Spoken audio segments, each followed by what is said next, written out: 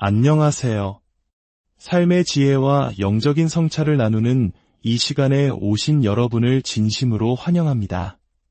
오늘 우리가 함께 나눌 이야기가 여러분의 마음에 깊은 울림을 주고 삶의 중요한 질문에 대한 답을 찾는 데 도움이 되기를 소망합니다. 만약 오늘 메시지를 통해 하나님의 은혜를 느끼셨다면 구독과 좋아요를 눌러주세요. 여러분의 이 작은 동참이 하나님의 사랑과 진리의 말씀을 더 널리 전하는 귀한 통로가 될 것입니다. 여러분의 삶에 하나님의 평강이 가득하기를 축복합니다. 우리는 지난 시간 동안 영적 승리를 위한 여정을 함께 걸어왔습니다. 첫째는 거짓을 믿는 것을 멈추는 것이었고, 둘째는 말씀 안에 머무는 것이었습니다. 오늘은 그 마지막 단계인 교회에 꾸준히 나아가기에 대해 이야기하고자 합니다. 아마 이 영상을 보고 계신 분들 중에는 저는 이미 교회에 잘 다니고 있는데요, 라고 생각하는 분도 계실 겁니다. 맞습니다. 이 자리에 함께하고 계신 것만으로도 여러분은 이미 그 길 위에 서 계십니다. 하지만 오늘 제가 나누고 싶은 이야기의 핵심은 단순히 교회에 가기 시작하는 것이 아니라 꾸준히 계속해서 나아가는 것의 중요성에 대한 것입니다. 현대는 기술의 발전으로 집에서도 편안하게 온라인으로 예배를 드리고 전 세계 유명한 목사님들의 설교를 언제든지 들을 수 있는 시대가 되었습니다. 저 역시 텔레비전이나 인터넷을 통해 많은 분들과 만나고 있습니다. 이러한 방식이 잘못되었다고 말하는 것이 결코 아닙니다. 몸이 아프거나 멀리 떨어져 있거나 피치 못할 사정으로 교회에 갈 수 없을 때 온라인을 통해 함께 예배하는 것은 정말 큰 축복입니다. 하지만 오늘 저는 근본적인 질문에 답을 드리고 싶습니다. 왜 굳이 시간을 내고 노력을 들여 교회에 가야 하는가? 단순히 화면으로 보는 것과 직접 그 자리에 함께하는 것은 무엇이 다를까요? 형식적인 출석을 이야기하는 것이 아닙니다. 교회라는 공동체 안에 모이는 것이 우리의 영혼에 어떤 의미를 갖는지 그 깊은 영적인 원리를 세 가지로 나누어 살펴보겠습니다. 첫 번째 이유는 바로 하나님의 임재 때문입니다. 물론 우리는 하나님께서 어디에나 계신다는 것을 압니다. 이를 신학적인 용어로 편재라고 합니다. 또한 성령님께서 우리 안에 내주하시는 내재도 있습니다. 하지만 우리가 함께 모일 때 경험하는 특별한 임재가 있습니다. 바로 드러나는 임재, 즉 하나님께서 당신의 존재를 특별하고 강력하게 나타내시는 것입니다. 구약시대 하나님께서 모세에게 성막을 지으라고 명령하셨던 때를 기억해 보십시오. 출애굽기 25장 8절에서 하나님은 이렇게 말씀하십니다. 내가 그들 중에 거할 성소를 그들이 나를 위하여 짓되. 하나님께서는 이 땅에 당신의 백성과 함께 거하실 특별한 장소를 원하셨습니다. 그리고 22절에서는 거기서 내가 너와 만나고 너에게 말하리라고 약속하셨습니다. 하나님을 만나는 곳, 그분의 음성을 듣는 곳, 그것이 바로 성소였습니다. 이 약속은 신약 시대에도 예수님을 통해 더욱 분명해집니다. 마태복음 18장 20절, 두세 사람이 내 이름으로 모인 곳에는 나도 그들 중에 있느니라. 이것이 바로 교회의 본질입니다. 우리가 함께 모여 예배할 때 그곳에는 하나님의 특별한 임재가 있습니다. 아마 여러분도 예배 중에 하나님의 임재를 온몸으로 느꼈던 순간을 기억하실 겁니다. 온 성도들이 한마음으로 찬양할 때 마치 하늘의 문이 열리는 듯한 깊은 감동과 전율을 느꼈던 경험 말입니다. 이스라엘 백성이 광야를 지날 때 하나님께서 그들의 죄에 진노하시며 나는 너희와 함께 약속의 땅으로 가지 않겠다. 대신 나의 천사를 보내겠다고 말씀하셨습니다. 그때 모세는 어떻게 반응했습니까? 그는 주께서 친히 가지 아니하시려거든 우리를 이곳에서 올려 보내지 마옵소서라고 간절히 매달렸습니다. 그러면서 놀라운 고백을 합니다. 주의 임재가 우리와 함께하지 않는다면 세상의 다른 민족과 우리가 무엇으로 구별될 수 있겠나이까? 그렇습니다. 교회를 세상의 다른 모임과 구별시키는 유일한 한 가지는 바로 하나님의 임재입니다. 하나님의 임재가 없다면 교회는 그저 좋은 사람들의 사교 모임이나 강연회와 다를 바 없을 것입니다. 유다 지파의 사자이신 주님께서 나타나실 때 비로소 그 모임은 교회가 되는 것입니다. 제가 아는 한 형제의 간증이 생각납니다. 그는 과거에 록밴드에서 활동하며 세상적으로 살던 사람이었습니다. 그와 동거하던 여자친구가 직장 동료의 전도를 받아 교회에 나가게 되었고 그곳에서 구원을 받았습니다. 그녀는 집에 돌아와 그에게 말했습니다. 나 이제 집을 나갈게. 우리는 결혼한 사이가 아니니까 더 이상 죄 가운데 살 수 없어. 그는 갑작스러운 변화에 놀라 이유를 물었습니다. 그녀는 교회에 가서 구원받았어. 그리고 거기서 음악을 연주할 때 하나님을 느낄 수 있었어 라고 설명했습니다. 예배라는 단어조차 몰랐던 그녀의 순수한 고백이었습니다. 호기심이 생긴 그는 다음 주에 교회를 따라 나섰습니다. 예배가 시작되고 찬양이 울려 퍼지자 그는 갑자기 속이 메스꺼워지기 시작했습니다. 구토가 나올 것만 같은 느낌에 그는 여자친구에게 나 너무 아파서 나가야겠어 라고 속삭였습니다. 이제 막 신앙생활을 시작한 지 일주일 된 그녀는 놀라운 신학적 통찰력으로 대답했습니다. 조용히 해. 그건 마귀 짓이야. 내가 구원받는 걸 막으려는 거야. 놀랍게도 그 말을 듣는 순간 그는 그럴 수도 있겠다는 생각이 들었고 메스꺼운 증상이 씻은 듯이 사라졌습니다. 거짓을 믿는 것을 멈춘 것입니다. 그리고 그 자리에 서서 찬양을 드리는데 그 역시 하나님의 임재를 느끼기 시작했습니다. 그는 자신이 죄인이며 이대로는 지옥에 갈 수밖에 없으며 구원이 필요하다는 것을 깨달았습니다. 그는 여자친구에게 구원받고 싶다고 말했습니다. 그녀는 조금 있으면 목사님이 나오셔서 방문자 중에 구원받고 싶은 분은 앞으로 나오라고 하실 거야 라고 알려주었습니다. 그 주에는 외부 강사 목사님이 설교하기로 되어 있었지만 담임 목사님께서 광고 시간을 인도하기 위해 강단에 올라오셨습니다.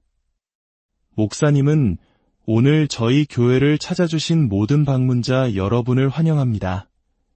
라고 말했습니다. 방문자라는 단어를 듣자마자 그는 자리에서 일어나 강단 앞으로 걸어나갔습니다.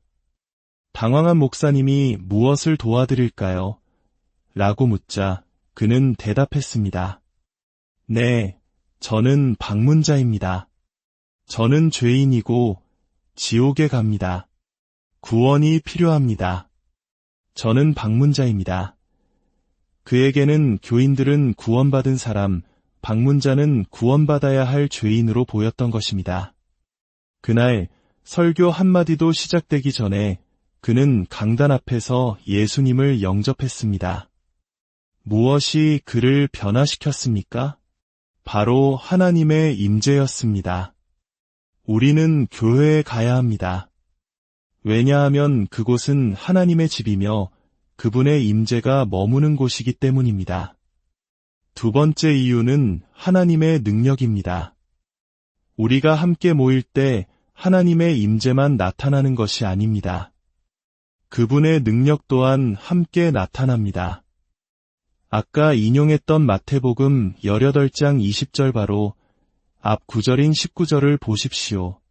진실로 다시 너희에게 이르노니 너희 중에 두 사람이 땅에서 합심하여 무엇이든지 구하면 하늘에 계신 내 아버지께서 그들을 위하여 이루게 하시리라. 많은 사람들이 이 두 구절을 연결해서 생각하지 못합니다. 왜 우리가 합심하여 기도할 때 응답받을 수 있을까요? 바로 그 다음 구절, 두세 사람이 내 이름으로 모인 곳에는 나도 그들 중에 있기 때문입니다. 주님께서 바로 우리 곁에 서 계시기 때문에, 그분의 임재가 있는 곳에 그분의 능력이 함께하기 때문에 우리의 기도가 능력을 갖게 되는 것입니다. 삶의 특정 영역에서 하나님의 능력이 절실히 필요한데도 교회에 나아가지 않는 사람들이 너무나 많습니다. 신명기 32장 30절은 이렇게 말합니다.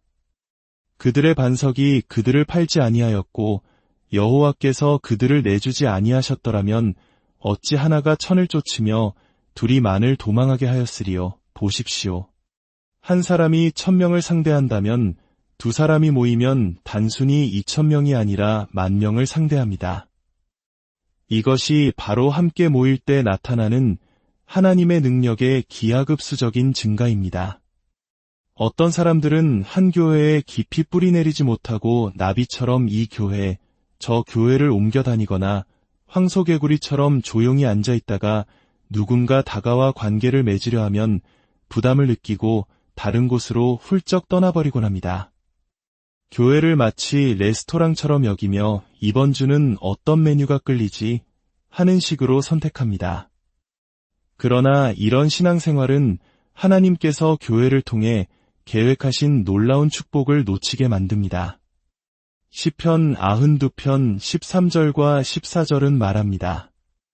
이는 여호와의 집에 심겼으며 우리 하나님의 뜰 안에서 번성하리로다.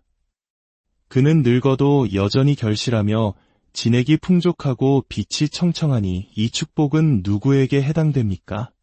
바로 여호와의 집에 심겨진 자들에게 주어지는 것입니다. 단순히 출석하는 자가 아니라 한 공동체에 깊이 뿌리내린 자들입니다.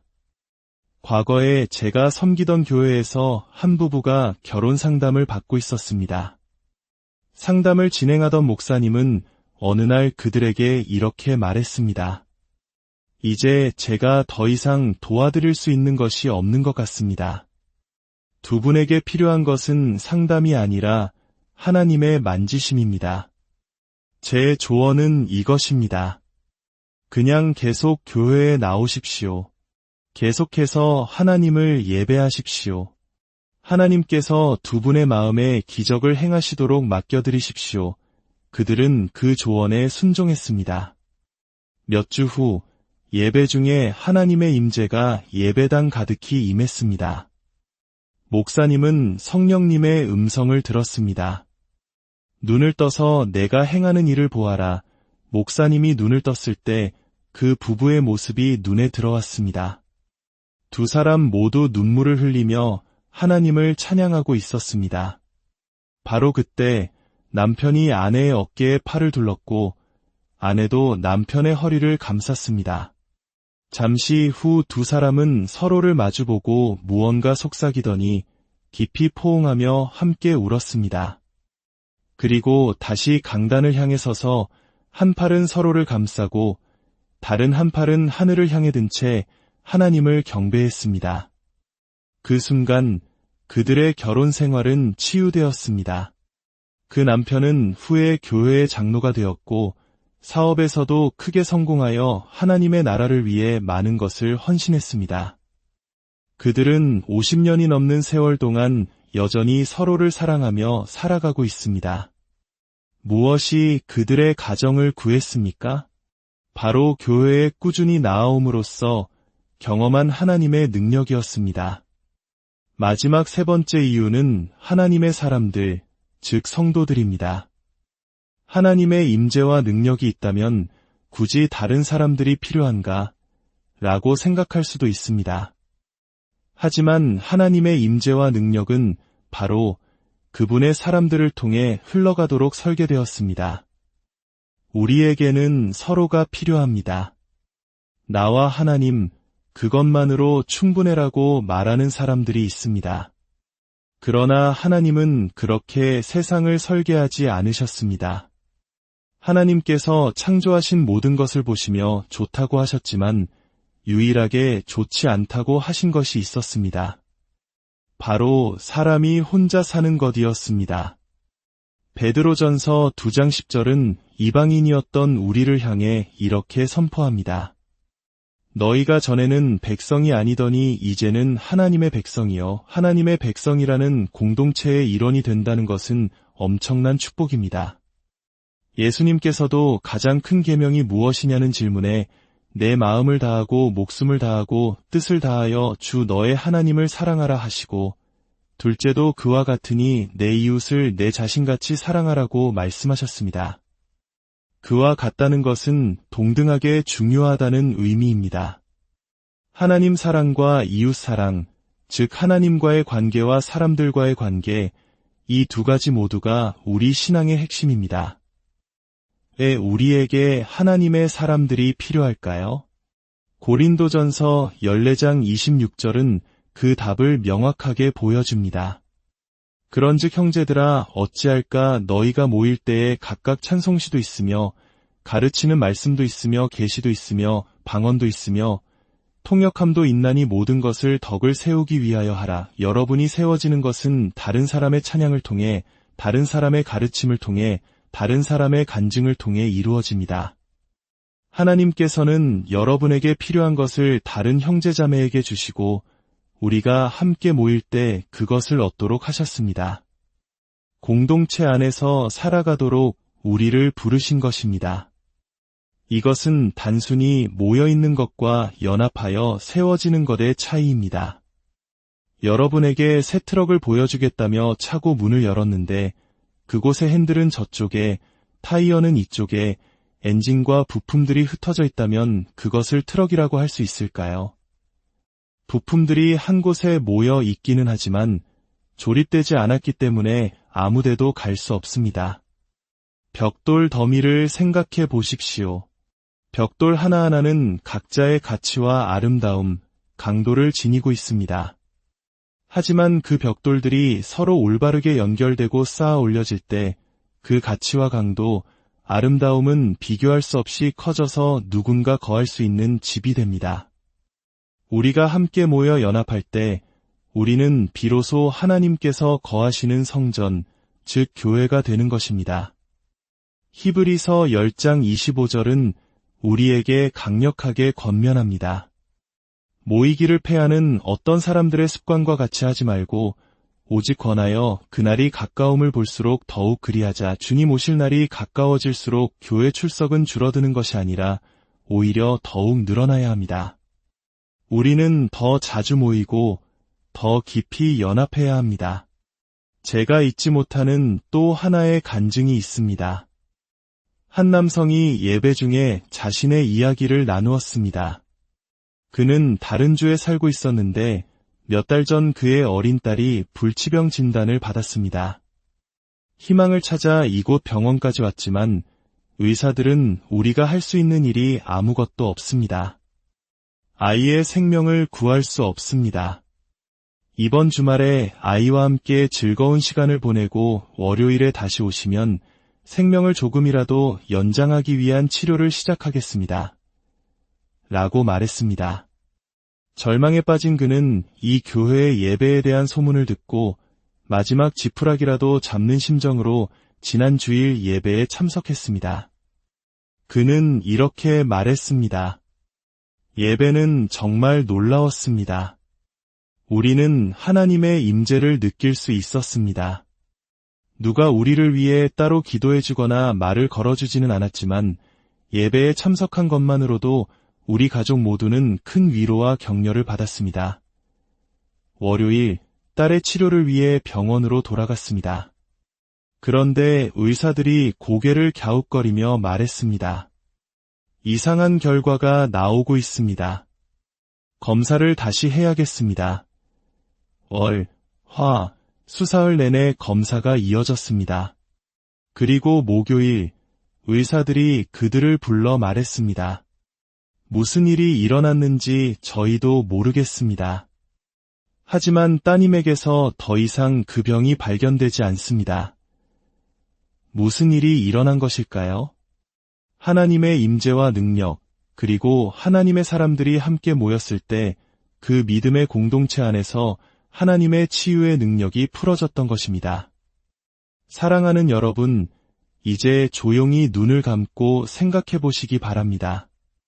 오늘 말씀을 통해 성령님께서 여러분 각자에게 무엇을 말씀하고 계십니까? 왜 우리가 교회에 가야 할까요?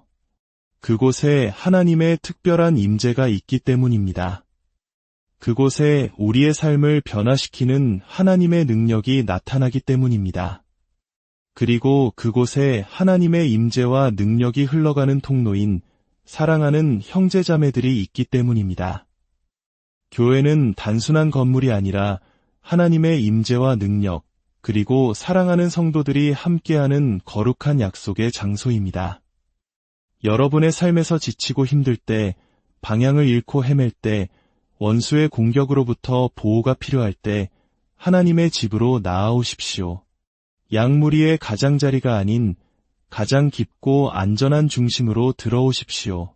주님께서 여러분의 발걸음을 인도하시고 여러분이 속한 믿음의 공동체 안에서 하나님의 임재를 깊이 경험하며 그분의 능력으로 새롭게 되고 성도들과의 아름다운 교제를 통해 풍성한 열매를 맺는 삶을 살아가시기를 주님의 이름으로